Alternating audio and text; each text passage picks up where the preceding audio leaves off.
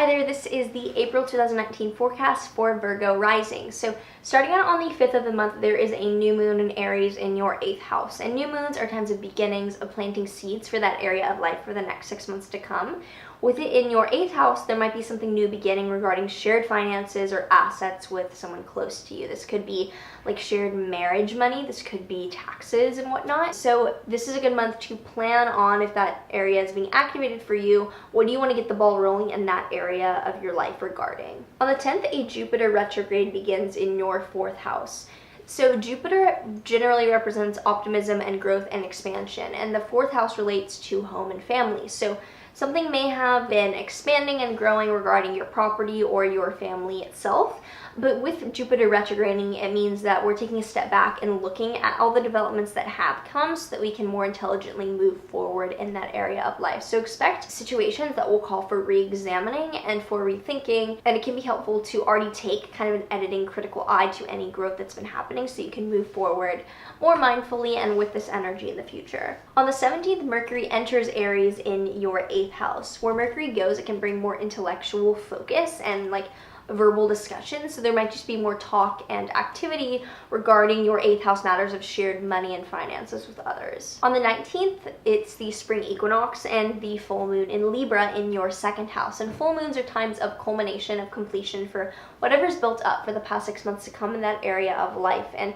for you, it's in your house of finances you own and material possessions of you yourself. So this could have to do with something finishing that you began 6 months ago financially, or coming to a head regarding money matters. On the 20th, the sun enters Taurus in your 9th house, and where the sun goes, it can illuminate that season as something that will be at the focal point and focus of life. And for it in your 9th house, there might be more activity and focus regarding religious matters, foreign travel plans, or education in general. On the 20th as well, Venus enters Aries in your 8th house, and where Venus goes, she can bring some increased ease and harmony.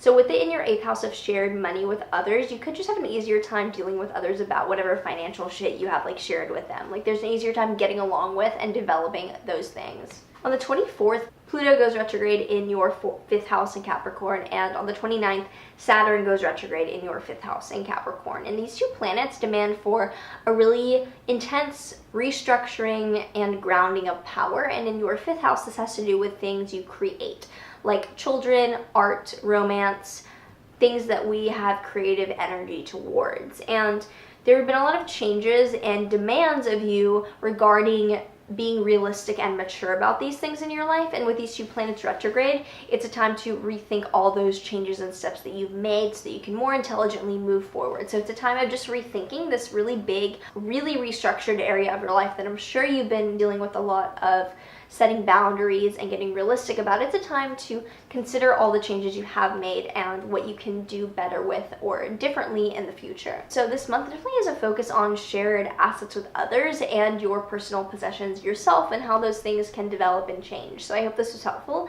I do private consultations at the link below. Like, subscribe, do all the things, and I will see you soon.